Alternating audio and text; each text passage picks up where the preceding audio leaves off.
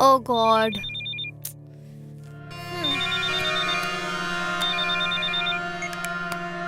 Hello hello, का बात बा? कन्हैया बा का वहाँ? नहीं तो कन्हैया घरे नहीं खे का? अरे भाई यहाँ भी नहीं खे। अरे माई रे माई, चुप हो जा, हमार बेटा, चुप हो जा। ये मुझे के चलते तो हमार बेटा मरा गई। चुप। तो चुप, हमरा के चुप बोलता है? तू ही बड़का ऑफिसर है, तोहरा से बड़का ऑफिसर तो हमारा बाप है। बाबूजी, हमरा बेटा के मरवा दी ले। और ही गोली चलाओ बब्बा, और ही गोली चलाओ। बदमिजाज वाली, नाक में दम करके रखी है, बात बात में बाप की धौंस देती है। जी तो करता है कि गोली मार दूं।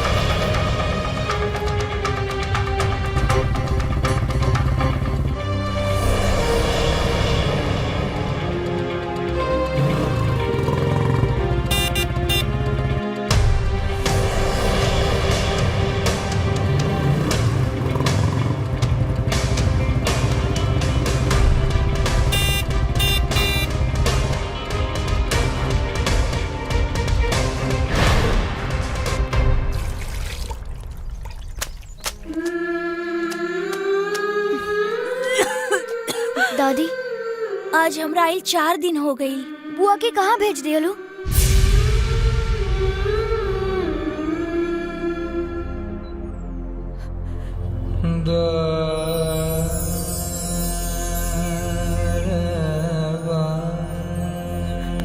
दादी, का भेल दादी? बतावा ना बुआ के कहाँ भेज दियलू?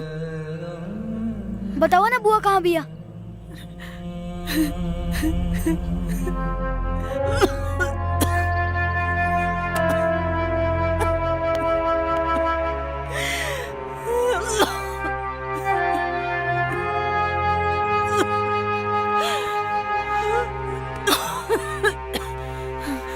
दादी, दादी, दादी, दादी, दादी, दादी, उठा। नौरे महीनवा आई, पेटवा में ढोवली, पेटवा में ढोवली। जन्म देत भेरिया माई, दर्दिया से रोवली, दर्दिया से रोवली। सितम के पहाड़ माई, सिरवा उठवली। सितम के पहाड़ माई, सिरवा उठवली। रहली उघारे माई, अचरा उड़वली। जय माई के ठुकराई, दुनिया में न सुख पाई। चाहे जग में जहाँ जाई, दुनिया में न सुख पाई।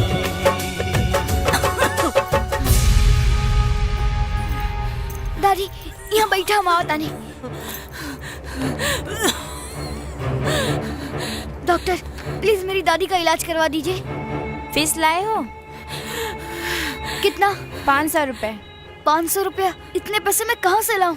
हाँ तो ये सरकारी अस्पताल थोड़े ना है, प्राइवेट अस्पताल है, यहाँ तो फीस लगेगा ही। यही मरीज को छोड़ दो, तुम जाओ पैसे लेकर आओ, ठीक है? दादी, दादी आप यही जा रही, हम पैसा लेके आवत आनी।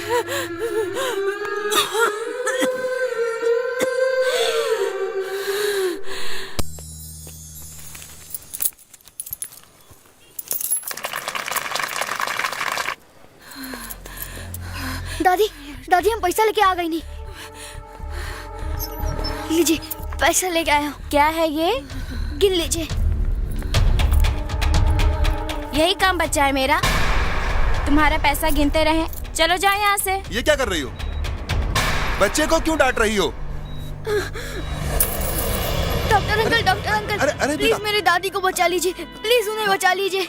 जितना पैसा लगेगा मैं लौटा दूंगा। प्लीज मेरी दादी को बचा लीजिए, वरना वो मर जाएंगी। नहीं नहीं बेटा, जब तुम अपनी दादी के लिए इतना कर रहे हो तो हम लोग तुम्हारे लिए कुछ नहीं कर सकते हैं? हम तुम्हारी दादी को जरूर बचाएंगे और उनको अच्छा करेंगे। नर्स। अच्छा बेटा, पापा का क्या नाम है? जय मेहरारू। हाँ? ये कैसा नाम है? हाँ डॉक्टर अंकल, मेरी दादी के 2 बेटे हैं, एक जय मेहरारू और एक जय ससुरारी, इसीलिए मैं दादी को यहाँ पे लेके आया हूँ।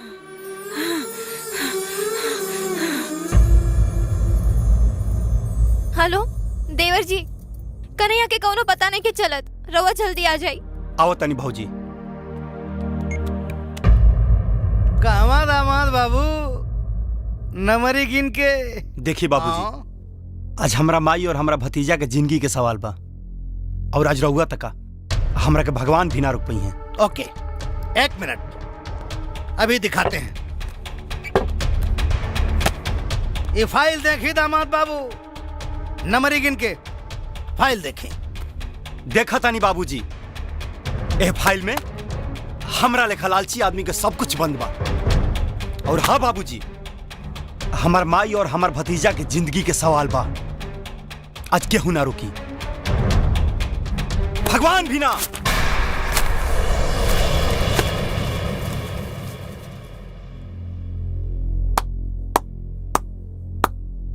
वाह पाहुन वाह। हे पाहुन, आज ले तू खाली हमारा बेटी का पति और सिर्फ हमारा पत्नी के दामाद रहला, हमार ना। लेकिन आज से तू हमारो दामाद बन गईला पाहुन। अरे जमन लड़का अपने महतारी बाप के ना हो सकेला, वो अपने सास ससुर का का हो। I am proud of you, I salute you. अरे पाहुन, अपना समधिन और अपना नाती के बचावे खातिर खाली तू ना, हमहू साथ में चलब, और साथ में हमार शेरनी बिटिया भी। नमरी गिन के चलो।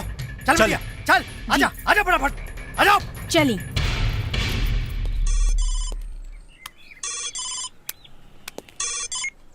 जी सर, मुझे लगता है सर ये काम किसी और का नहीं, मोहम्मद मुश्ताक का है। हो सकता है, सभी थाने में सूचना भेजी जा चुकी है। अरे तुम तो बहादुर आदमी है, बहादुरी से उसका सामना करो, और कभी सामने मुश्ताक मोहम्मद पड़ जाए तो मेरे आदेश की प्रतीक्षा मत करना, उसको गोली मार देना, क्योंकि ऐसे लोगों की पहुंच बहुत ऊपर तक होती है।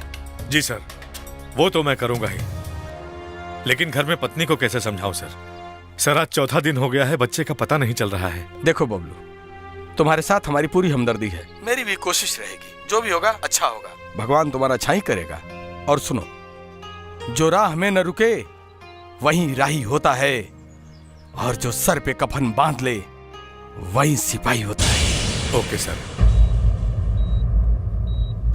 कन्हैया, कन्हैया, तू ठीक बाड़ा ना? कहाँ चला गया था छोड़ के? देख, रो रो के तेरी माँ की क्या हालत हो गई है। चुप, ना तू हमार माई और ना हम तोहर बेटा। अपन दिल में गुजरे वाले गम के एहसास बात हो रखे। ई माँ से पूछा, पिछला 5 महीना में इनका दिल 2 लड़कन खातिर कितना तड़पल होगी। तोहरा के एगो बेटा के इतना गम बा? जरा पूछा ही माँ से, पिछले 5 महीना में इनका दिल इनके 2 लड़कन खातिर कितना तड़पल होगी।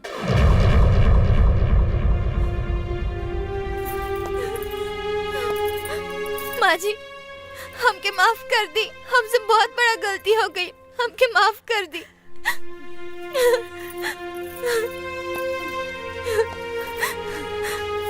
ना बेटा, ऐसे मत बोला।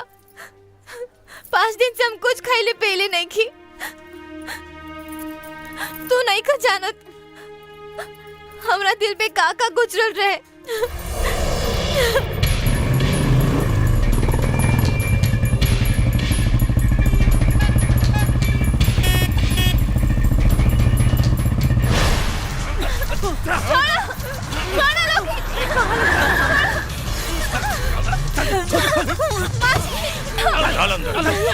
चल बेटा, शुकुल जी बबलुआ को फोन लगाइए। जब घर के कुकुर पागल कटा हो जाए तो कटवावल ना जाला, गोली मार दी हल जाला। बबलू कहाँ रहते हैं दुबे जी? सारा गेम मुस्तफा का है, चले जाइए पुरनका अलकतरा के फैक्ट्री में।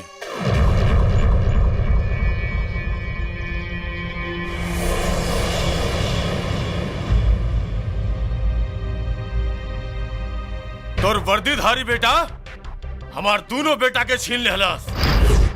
आज खून का हिसाब खून से होई। हिसाब ना रे, गिनती बढ़ी। आज तोर मौत हुई, तोर मौत। जिंदगी अल्लाह के फजल से और मौत महमूद के पिस्टल से होला रे बुढ़िया। आज तोरा खानदान के सफाया हो जाई, पूरा खानदान के। माँ जी हिल मत, हिलबे तो पपुआ पास हो जाई रे। ए पापी, ते आज अपना मौत के दावत देले बाड़े, मौत के। हमरा के मारी रे? अरे हम यहाँ के बादशाह बानी, पूरा इलाका हमारा।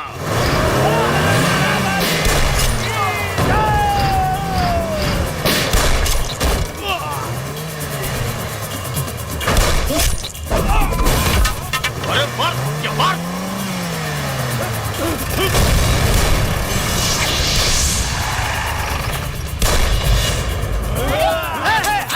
भैया सुना है? अरे हम कुछ ना करेंगे।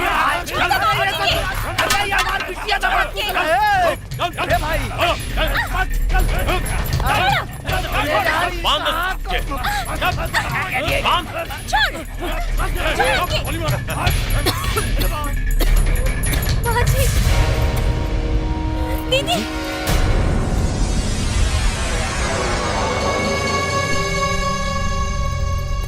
का रे, बड़ा गर्मी बा हैं? डेरा हिट मत। अब देखा था नहीं मुस्ताक महमूद से तोरा क्या बचावा था।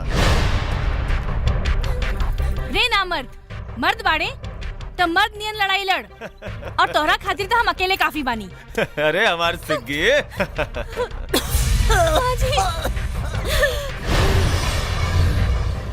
तारा चोंच मरला से ये मुस्ताक मोहम्मद के पिंजड़ा ना टूटी। बबलू हाय हाय तोर मुछहल बाप। अरे ई वसीयत पे दस्तखत करी, हम बनब करोड़पति।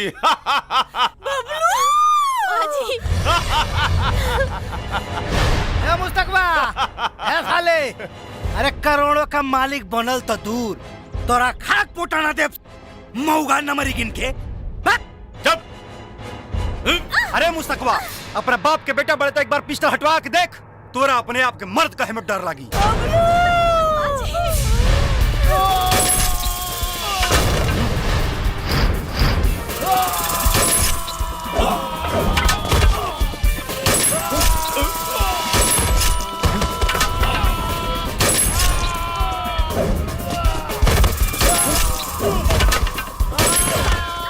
भैया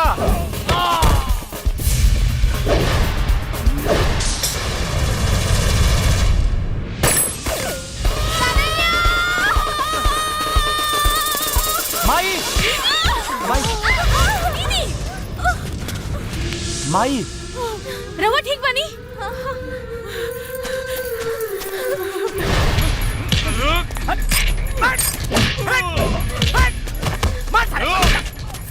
कन्हैया तो ठीक बाड़े ना? आए समधिन जी।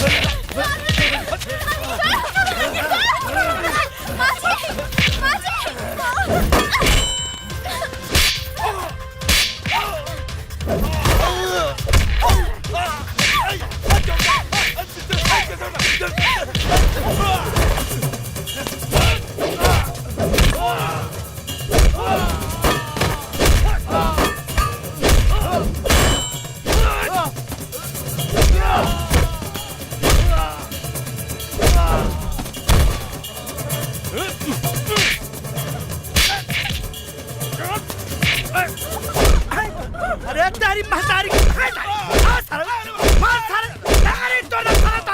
बेटा चल तो माइक लगे चलता चला बन की महतारी का बताओ है सारा लगन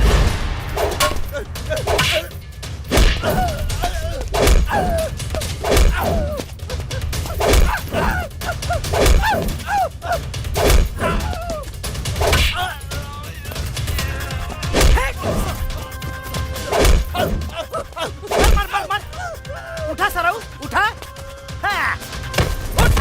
उठ मुर्रा भैंस का दूध पियाउले हैं अपने बिटिया के साले कुत्ता मार मार मार मार साले बिटिया को मार बाबू चलिए चलिए बात करके टाइम नहीं के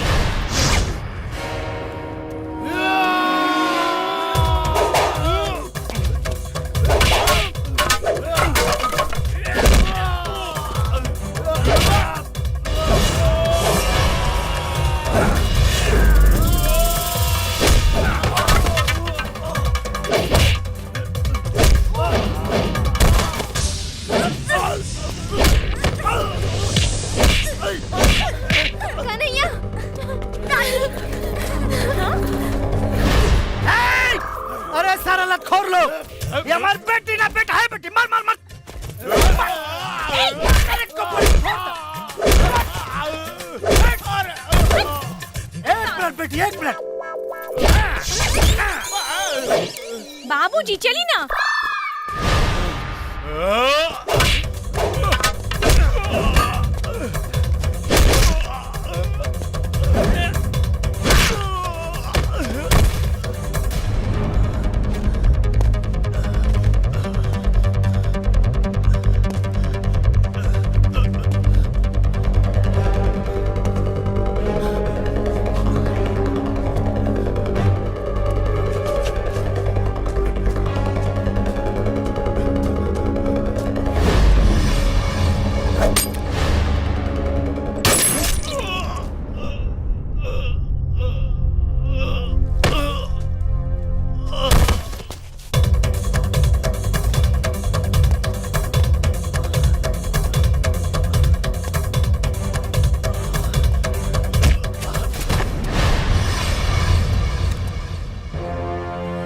जिंदगी अल्लाह के फजल से और मौत महमूद की पिस्टल से। यही कहता था ना तू, बबलू दुबे है हमार नाम, हम दोनों ओर से मारिला, पीछे से भी और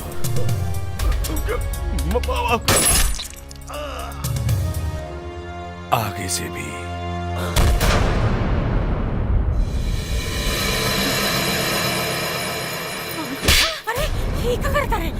नामर्द बना के रखी थी मुझे, तुम्हारी वजह से मेरा परिवार मुझसे बिखर गया। कोनो गलती ना, तुम्हारी वजह से मैं अपने बेटे की नजर में गिर गया। नहीं बेटा मत। तुम्हारी वजह से मैं अपनी माँ से दूर रहा। तुम्हारा मेरा कोई रिश्ता नहीं है, जाओ। अरे रुक तो, हम अपना पतों की माफ कर दिली, तय क्या होले सजा देवे वाले रे?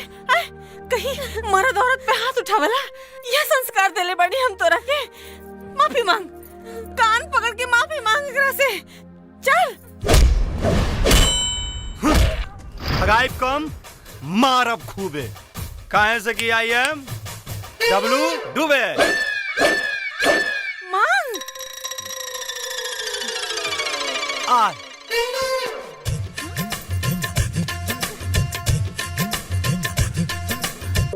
वाह, ये देखा दरोगा साहब के दुनिया में शेर हमें मेहरारू खातिन कीदड़ बन गए।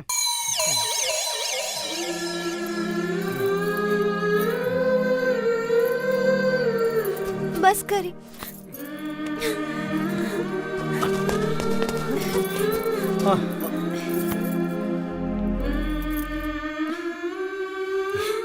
वाह भैया, बड़को दामाद जी भेटा गए हो, छोटको दामाद जी भेटा गए हो। हे समधिन जी, तू भेटाइए गए बाड़ू। बियाहवा में हमनी आपस में तो गले ना मिल पैनी हो, आई ऐजे गले मिल ले जाओ।